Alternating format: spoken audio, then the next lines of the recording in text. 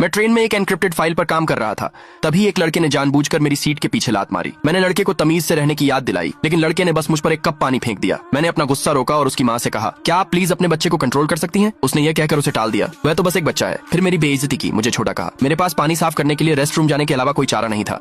हालांकि जब मैं दूर था तो लड़के ने सीधे मेरे लैपटॉप पर पानी डाल दिया। वह जरूरी फाइलें ट्रांसमिट कर रहा था। जब मैंने देखा तो मैं उसे रोकने के लिए दौड़ा, लेकिन फाइलों का कुछ हिस्सा पहले ही खराब हो चुका था। खुशकिस्मती से मैं उन्हें समय पर वापस ले आया, इसलिए कोई बड़ा नुकसान नहीं हुआ। उस समय लड़के की माँ ने मुझ पर कंजूस होने का इल्जाम लगाया और गुस्से में मुझसे माफी मांगने को कहा। ट्रेन अटेंडेंट ने तुरंत बीच में आकर बहस रोकी, लेकिन वह औरत फिर भी जोर दे रही थी कि मैं तुरंत माफी मांगूं। हमारे आसपास के पैसेंजर माँ और बेटे की बुराई करने लगे। उन्होंने न सिर्फ अपनी गलती मानने से मना कर दिया, बल्कि दूसरे पैसेंजर्स की बेइज्जती भी करने लगे। मामला बढ़ता देख कंडक्टर ने फिर से बीच बचाव किया। मैं उनसे और बहस नहीं करना चाहता था, इसलिए मैंने परिवार के साथ सीट बदलने का ऑफर दिया, लेकिन उसने मना कर दिया और यह भी कहा कि वह जानबूझकर मेरे पीछे बैठेगी और मेरी सीट पर लात मारेगी। मैं उन दोनों को और बर्दाश्त नहीं कर सका, इसलिए मैंने अपने सुपरवाइजर को फोन करके मुझे लेने के लिए हेलीकॉप्टर का इंतजाम करने को कहा। इससे वह औरत मेरा और मजाक उड़ाने लगी और उलझना नहीं चाहता था, इसलिए मैंने अगले स्टॉप पर उतरने के लिए पैकिंग शुरू कर दी। तभी उस लड़के ने अचानक मेरा लैपटॉप छीन लिया। घबराकर मैंने उससे लैपटॉप वापस करने की गुजारिश की। वो गेम खेलने के लिए उस पर जोर दे रहा था। मैंने कंप्यूटर के बदले स्नैक्स ऑफर किए, लेकिन उसकी माँ ने बेरुखी से कहा, तुम्हें गर्व महसूस करना चाहिए कि मेरा बेटा तुम्हारा लैपटॉप इस्तेमाल करना चाहता है। मैंने समझाया कि जो फाइलें ट्रांसमिट की जा रही हैं